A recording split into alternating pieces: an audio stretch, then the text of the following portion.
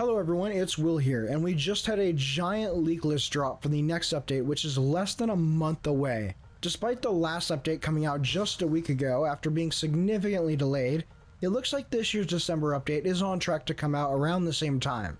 Looking back at past years, we got the first dev vlogs at the very beginning of December, with last year's being on the first of the month. As we have been for the past while now, we got a new leak list for this update from the very reliable Chinese leaker. These leaks were posted on the Datamine Discord, as has been the case the last few times.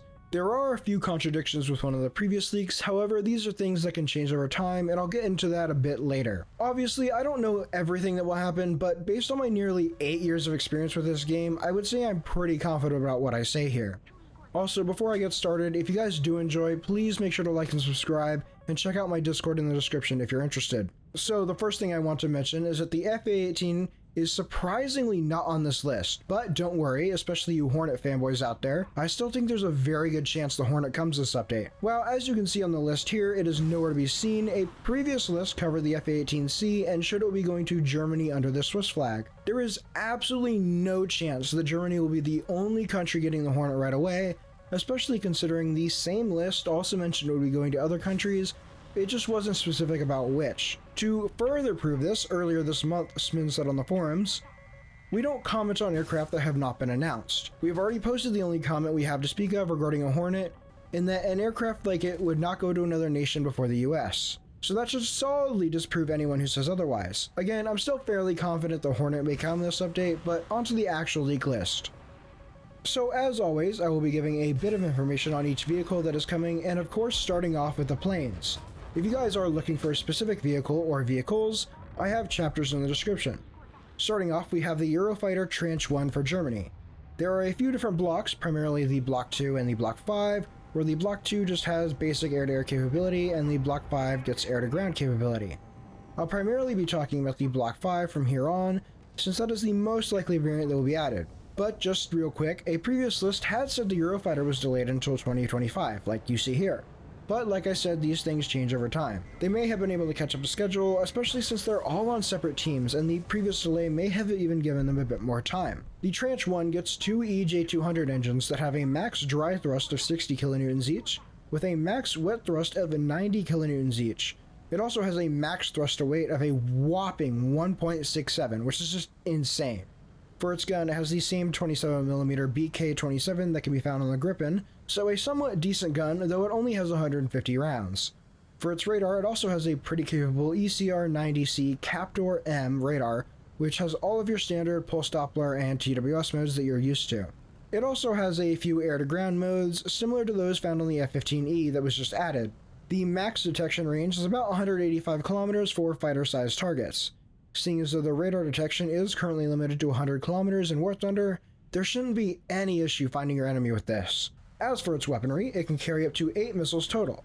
The Eurofighter also has an HMD, which will make it even more capable. You can carry 4 AMRAAMs under the belly, with another 2 under the wings, with another 2 IR missiles on the outer wing pylons. It also seems that this Eurofighter has 352 total countermeasures, with 320 being from BOL pods on the wings, and the last 32 being large caliber countermeasures on the body of the plane itself. The Tranche 1 can get the AIM-120B and C, as well as the AIM-9LI and the AIM-9LI-1.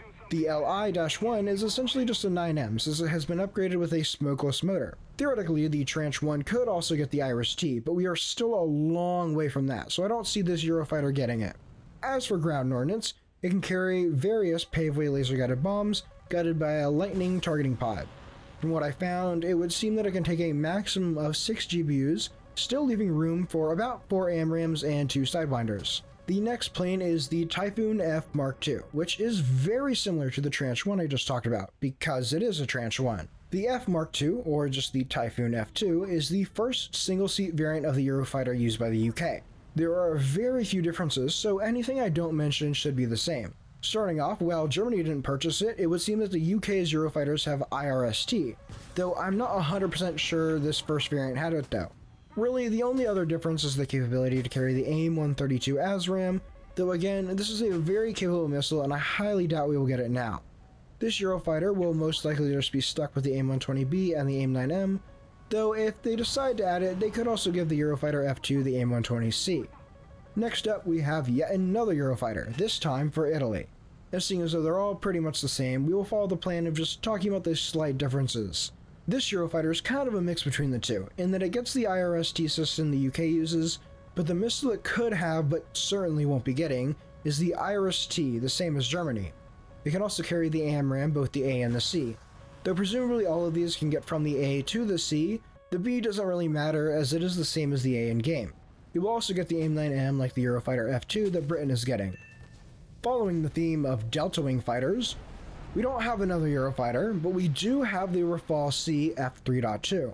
What's interesting here is that this Rafale is one of its middle-of-life variants, where all of the Eurofighters being added are pretty early variants. However, they should all still be fairly balanced, seeing as though Gaijin will limit weaponry, but it's still an interesting choice. First off, a big part of why France went with their own Rafale was so they could have a carrier-based version where the other countries getting the Eurofighter were just not interested. The Rafale C is the land-based version, where the M is the carrier version, which we will certainly get later. The Rafale gets M88 engines, which have a max dry thrust of 50 kN each and a max wet thrust of 75 kN each. The Rafale also has semi-stealth capabilities, though it is nowhere near as stealthy as 5th gens like the F-22. This gives it a decent thrust-to-weight ratio of about 1.5, but this is still a bit less than the thrust-to-weight ratio on the Eurofighter. The Rafale does have a 30mm gun with only 125 rounds. This variant of the Rafale has the RBE-2 PISA radar, though later variants get the RBE-2AA, which is an upgraded version of the radar, which is an ASA. The RBE-2 can detect targets at up to a range of 100 kilometers, which, while less than the Eurofighter, is still plenty for War Thunder currently. The Rafale has an HMD as well, so no reason to worry there. As for its weapons, it seems they can carry a maximum of 10 total missiles, being able to take 8 Mk EMs and either 2 Magic 2s or 2 Mk IRs. Way later down the line, the future variants of the Rafale will probably get the Meteor as well, same with the Mk IR, since we probably won't see that till at least sometime next year, along with the other advanced IR missiles. As for the countermeasures, the Rafale seems to be able to take 64 flares and 224 chaff, though Gaijin isn't known for sticking to these standards even if it is a physical limitation. The reason for the low flare count is partially due to the fact that they are smart flares, which means they are designed to mimic the thermal signature of the engines so that there is a higher likelihood the missiles will be defeated by them, especially more advanced IR missiles. This Rafale variant also has access to various air-to-ground weapons such as various laser and GPS-guided bombs, as well as the Exocet anti-ship missile. This will be a very solid plane for France and a nice upgrade over the Mirage 2000, which is already a very good plane. The Rafale will be one of my favorite planes this update, if not my favorite. The next plane on this list goes to Russia, being the Su-33. The Su-33 is a naval version of the Su-27, specifically the base Su-27. The Su-33 name was also found in the files just a couple days ago, so it makes sense that it's on this list. One of the main differences you will see is that it has canards, whereas the Su-27 doesn't. It has the same engines as the Su-27 we have in game, so with 75 kilonewtons of dry thrust and 125 kilonewtons of wet thrust each, it will have a worse overall performance than the Su-27. Since it does have the canards, it will bleed speed a whole lot faster than the Su-27 will, which is already bad enough. The only thing flight performance-wise about the Su-33 that is better than the Su-27 is in the first turn, where you can pull much harder, but other than that, it's way worse in every way, including thrust to weight, which is about 0.8. It will also have the same shitty N001 radar, so have fun finding and locking targets, cause you won't. It does get 2 more hardpoints for a total of 12 missiles with 8 R-27s and 4 R-73s, so at the very least you can take 4 R-27ERs, 4 R-27ETs, and 4 R-73s, which I think would be the best loadout. Again, this will also get an HMD like the base Su-27, so assuming you can do well in the first turn, you can just spam off missiles in hopes of a kill. Overall, it's really just a meh plane, and when the base Su-27 is already pretty ass, this piece of absolute garbage really won't be any good. The list also mentions that some of these vehicles may be premiums, and I think that this could be one. Though if it is, I would suggest not grabbing it, even though I probably will. There are just much better premium options for Russia, especially whatever Fox 3 premium they get eventually. Next up, we have the Thai F5A for Japan. I won't go into much detail since we already have an F5A in game if you didn't know, but it's basically just an F5C. There is the Chinese one of course with the M9Ps, and there is also the event one for the US with just 9Es. This one will probably get 9Es as well and maybe some basic ground ordnance. Overall, it will be a decent plane, and maybe with this new tie line for Japan, we will finally see the removal of the entirely fake R2Y2s. The next plane is another in the new subtree for Japan, the Thai F5T. The F5T is a massively upgraded F5E Tiger II with both avionics and weapons upgrades. Some of these upgrades include multifunction displays in the cockpit as well as an HMD. While it is a bit hard to find solid information, it would seem that the radar was upgraded to the ELM 2032, which can detect and track targets of up to 150 kilometers away. Though with this new radar, one of the two guns had to be removed. As for its air-to-air capability, it seems that at the very least it can carry AIM-9Ls, 9Ms, Iris-T, and Python 4. It also seems that the F5T can use Derby, but it hasn't been used by the Thai Air Force, so we may or may not see it in game. I would imagine they just stick with 9L or 9M at most, though there is a very slight possibility we could see Python 4 for a reason I'll get into in a bit. Overall, this will be a very high-tiered F5, and will be pretty nasty in a dogfight, but overall won't be that great at high tiers unless it gets Derby, which they could give it. The F5T also has the capability to carry ground ordnance like the AGM-65, as well as laser-guided bombs like the GBU-12, which would be a great addition. Next up, we have the Kfir Block 60, which was on a previous leak list as well. This is another plane I could see being a premium. While it could be in the tech tree, seeing as though it was an export variant, I lean more towards it being a premium. The Kfir Block 60 was an upgrade of the already very good Kfir C10. This plane got a lot of upgrades, starting off with the ELM 2052 ASA radar, which is interesting as I assume we would be getting an earlier variant, as an ASA radar this early would be wild, seeing as though we only just got PISA on the Su-34. The radar also apparently has a range of 300 kilometers, though I imagine fighter-sized targets probably can't be detected that far, but it should be more than enough for War Thunder. This would actually give the Kfir a working radar instead of the radar rangefinders they normally had, which is an amazing change. This plane also has two multifunction displays as well as an HMD, which is very useful given its weapons, those weapons being up to the Derby ER and Python 5. Though I expect us to only get the Python 4 at most, with that already being a stretch. Python 3 isn't even compatible with this Kfir as far as I know, since it uses a different pylon than the Python 4 and 5. They could also limit it to just the base Derby, but if they're going to add the Python 4 already, they might as well just give it Derby ER too. It can also carry up to 4 missiles with the best loadout being 2 each. This would be a pretty good balancing factor, seeing as the Python 4 is insane, but we will just have to wait and see what they do. Unfortunately, one massive downside to this Kfir is that it seems to still be limited to 36 countermeasures from what I can find, so you'll still have to be very careful with them. It can also carry 2 laser-guided bombs alongside all 4 missiles and a drop tank, so that's nice at the very least. Overall, assuming they give the Block 60 its actual weapons, this plane will be pretty good and something I look forward to picking up and playing a lot. Next up, we have the J-10B, which interestingly enough also has a PISA radar, though the exact model is basically impossible to find since in comparison to China, the US government keeps no secrets. However, it should be a decent upgrade over an already good radar. Overall, the J-10B is very similar to the J-10A we already have in game. Another possible upgrade is the new engine, which is the WS-10, which should increase the thrust by a little bit, but the engine was already pretty great to begin with. Though again, I'm not 100% certain the engine was upgraded. Either way, the performance will still be very good. Outside of that, there were really no changes, so just get ready for another copy-paste. The Chinese will also be getting the J-11B, which was a significant upgrade to the J-11A. One massive upgrade is a much better radar in the form of the Type 1474, which has a range of about 100 to 150 kilometers depending on the mode. It also still has MAWs and also a better RWR. Outside of these upgrades, the main difference is the weapons it can carry. On the upside, it can carry up to 6 PL-12s, which will be much better than the R-77s than the J-11A. But on the downside, it uses the PL-8, which while fine in its own right, is a massive downgrade from the R-73s. It still seems to be limited to 10 missiles, but having 6 PL-12s instead of R-77s will mean it's totally worth it.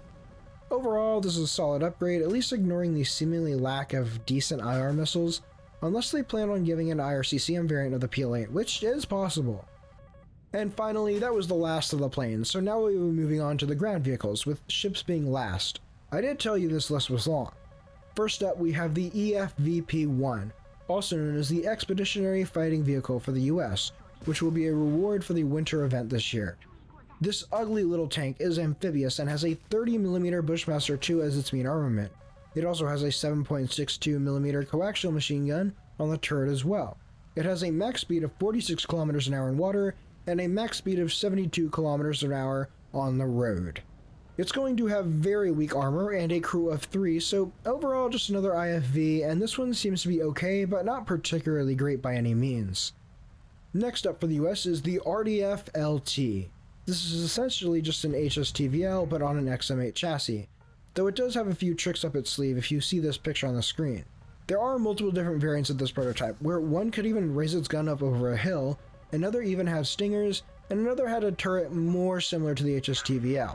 They all had much more ammo though, about double what the HSTVL has. Apparently, at least one of them had a higher fire rate as well. The variant with the stingers had 8 total, which would make it fairly effective against aircraft, though this variant may have never been made as I can't find a picture of an actual vehicle. Either way, this should be a pretty good vehicle and an improvement to the HSTVL, especially in the ammo count. Germany will be getting a new artillery piece in the form of the Panzerhaubitze 2000. This thing is absolutely insane, at least from its fire rate aspect. It's a 155mm howitzer, has the capability to fire in 3-round bursts over 9 seconds, so 1 shot every 3 seconds. It can fire a maximum of 10 rounds a minute, so every 6 seconds on average. Unfortunately, it does not have thermals or a laser rangefinder or any of those fancy tools, so it is lacking there. But in terms of close range engagements, this thing should be very, very good. As most of the other new howitzers are, this thing will also be fairly mobile. Russia will be getting the BMD-4M, which has just a couple of differences from the base BMD-4 we got a few years ago. And these differences really just boil down to it having a new engine and better armor. It uses some new materials to ensure its low weight, while also increasing protection. Not that it will matter against tanks and War Thunder. It also gets the engine from the BMP-3, which will increase the horsepower by over 100. At the very least, this should mean that we will be getting a tech tree BMD, which is nice to see. The ZA-HVM will be a new anti-air vehicle for Britain. It has the same chassis as the ZA-35, and there was just one prototype made. It has just 4 anti-air missiles using the ZA-HVM missiles. These have a max range of about 12 kilometers and a maximum overload of 40 Gs. This will be a fairly decent vehicle, giving people who play Britain another choice over the ADATs, and with a bit more range, but having only half the missiles. Japan will also be getting a howitzer with the M44 in this update. This was a howitzer made in the 50s with a 155mm gun.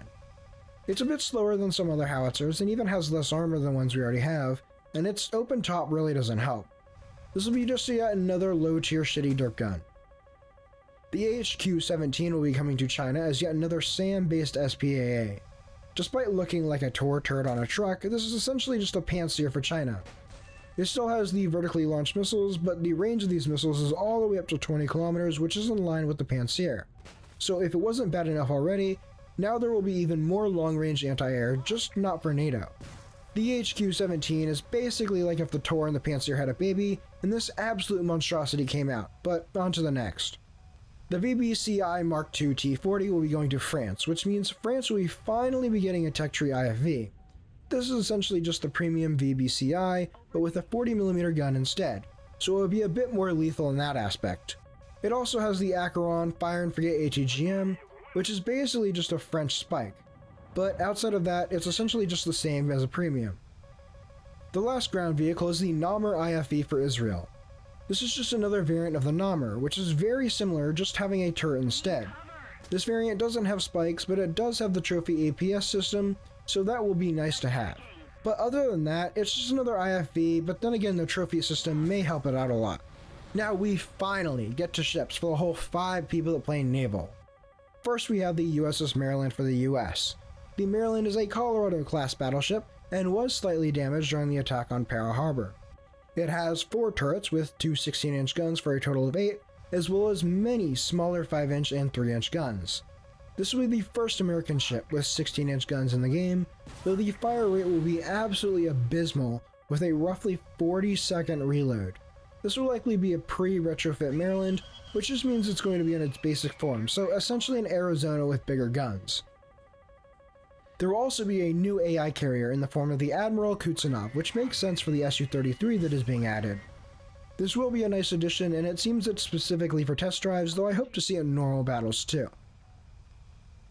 The Russians will be getting the Arkhangelsk, which was on loan for 5 years from the Royal Navy, where it was named the Royal Sovereign. This was a Revenge-class battleship which had 8 15-inch guns as its main armament, with 2 guns per turret. It also had multiple smaller 6-inch, 3-inch, and 47mm guns. The ship reward for the winter event will be the Japanese Kirishima, which is a Congo-class battlecruiser or battleship. Depending on which version, it will either come as its pre-refit battlecruiser, or it could be the post-refit battleship. However, since we already have the Haruna battleship, which is in the same class as the Kirishima, it will probably be the battlecruiser version, so it probably won't have as much armor and won't have as many secondary guns. It should have 8 14-inch guns as its main armament, as well as 16 6-inch guns and 4 3-inch AA guns, similar to the Mutsu's AA armament. It also has 8 torpedoes similar to the Hyuga. Overall, this update is absolutely massive, and has a lot of interesting vehicles coming. My 2 favorites are easily the Kfir C10 Block 60 and the Rafale, though the Eurofighters are pretty cool as well. I'm going to have a lot of fun playing them, and I'll be sure to make videos on them as well when they come out. As always, please like and subscribe and join my Discord while you're at it. The link is right there. Also, let me know what you're looking forward to the most from this list.